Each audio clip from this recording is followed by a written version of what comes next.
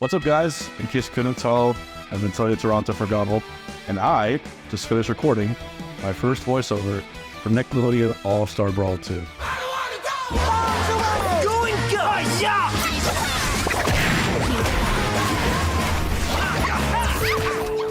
It's a huge honor to be able to work with these guys, especially given how much I love the original game.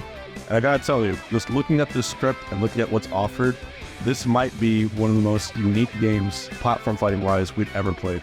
Today, we're taking a look at some of the exciting new mechanics in Nickelodeon All-Star Brawl 2. There's a lot of new things in this game that I didn't expect previously, and it's clear that they really want to advance every possible movement option for players, both basic and new. The addition of slime, especially in the slime meter, I think is going to be the biggest change of all. When it comes to canceling attacks out of what you want to do, it reminds me of when you had games like P+ or whatever it was, or Turbo Mode, where you can just do whatever move you want into another. It's kind of one of those ways to just express yourself in the game, but now that's part of an official mechanic, you already know people are going to figure out the most insane strings possible. And it probably will bring a lot of FGC players to the game as well. I can't even imagine how many new characters this game has, but the original roster too, as you know, I was a player of Nigel and Reptar, absolutely love those characters. The game was already fast as it was. You're gonna add attack canceling now to it, slime canceling, even more air dashing, not to mention the modifiers for every single special move in the game. The meta for this is gonna be incredibly deep. Like, you're gonna have to put some good time into it, but I already know for a fact that it's really worth it, especially now there's tab jump for me. Maybe they added that for me just for something to blame, but who knows. I'm happy it's there too, and it seems like they really want this to be the truly cohesive platform fighting experience. One thing I noticed too also, an example when you have like the slime making your special attacks better, SpongeBob's 1 bubble becoming 3 or getting more shit to Patrick, it's very, very clear that resource management is going to be one of the most important things in this title. So for those of you that are used to Smash, I'll use that comparison still just because it's an easy comparison, only a few characters in like Ultimate, for instance, have meters, right? You think about Joker, you think about passives like Terry going up to 100%. Most characters, you know, you sort of just fight and what you see is what you get. But other characters, as the game goes on, other options expand. Think about Warrior Waff, things like that. Every character in this game will now have this meter to use, kind of like the way Street Fighter does. And how you use it is up to you, given the matchups, given the situation, and given how, you know, pressured you feel in that moment. The fact that you can now use it for recoveries too is a huge game changer.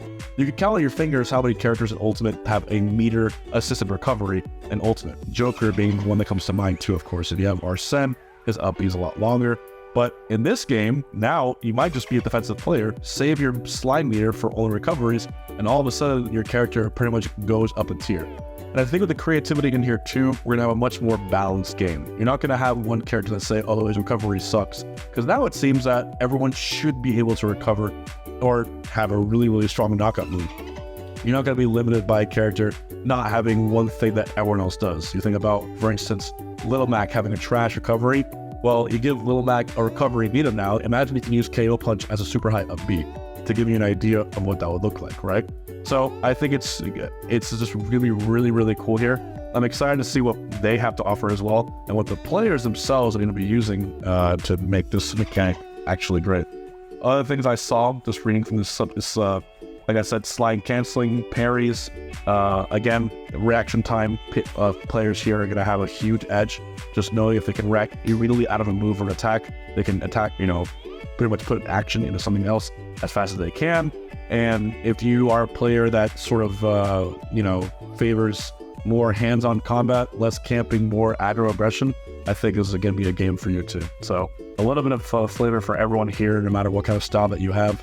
I'm super, super excited to play it, to see how it goes. I'm probably going to make tons of videos just like detailing every single every single super, shall I say, every single, you know, slime super, every single way that characters can use their motifs, and every single way you can use recoveries as well. I'm just very excited about it. In terms of the characters that I expect, personally right now, this is me being honest, I have no idea what the roster will be. Obviously, my guess is that they're going to include everyone else in the previous game.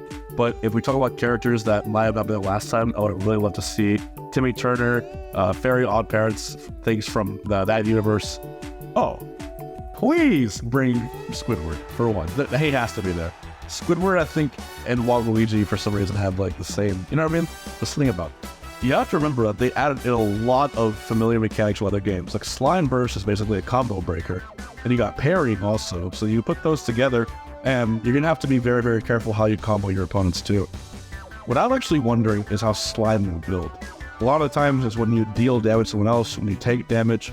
There's a passive thing too that's going to favor campy players, right? If it builds up slowly over time no matter what, then camping is going to be a good thing, which I don't hope is the case. I actually really hope that slime will only be built if you attack someone. I think getting hit shouldn't build up slime, but if you successfully hit someone, it kind of rewards the fact that you went out there, were aggressive, and got a good read.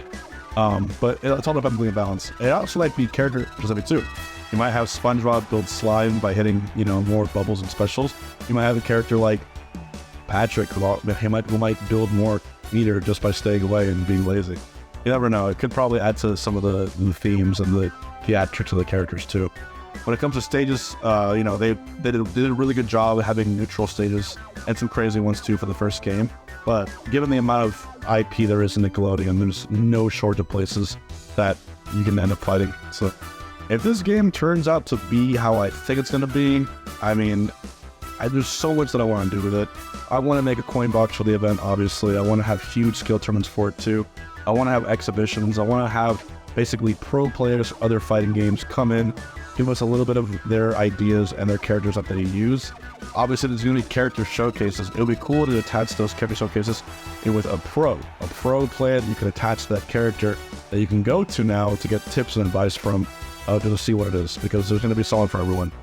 When I think of players who have dominated the platform fighting games, the non-Smash ones especially, I think of Void, I think of Mirror Man, I think of a lot of players from the PM community. I think of a lot of players who are the best players also, and Nick All-Star Brawl 1, Lilybun.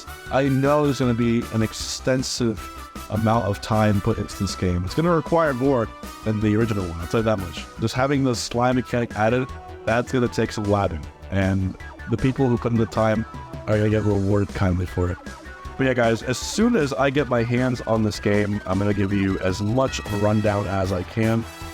Just reading this, I can already tell you the work they put into it and the feedback that everyone gave them during the lifespan of Nick Brawl 1 was taken very, very heavily into consideration. And as someone who loved the game too, it's just very refreshing and exciting to see. Obviously, as you know from my channel, we've always done the whole Smash killer thing and all that.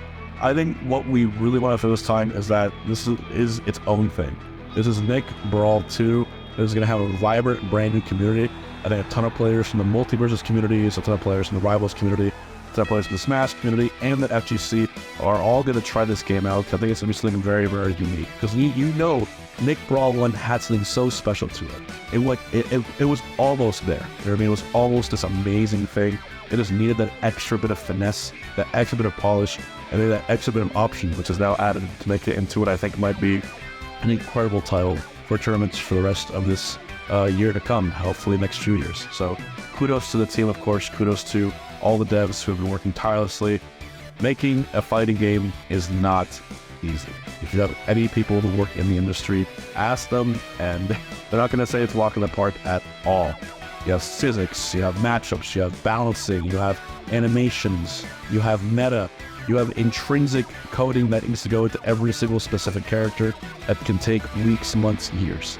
It's a very, very arduous labor of love, and I'm very happy that they have put that into this. So guys, let me know what you think in the comments below. Who is the character that you want to see in Nickelodeon All-Star Brawl 2? Given the mechanics and given the voiceover that I just did and the rundown of the game, what is the mechanic that you're most excited about? And who do you think will be the best player? Let me know below. And as always, thanks for watching.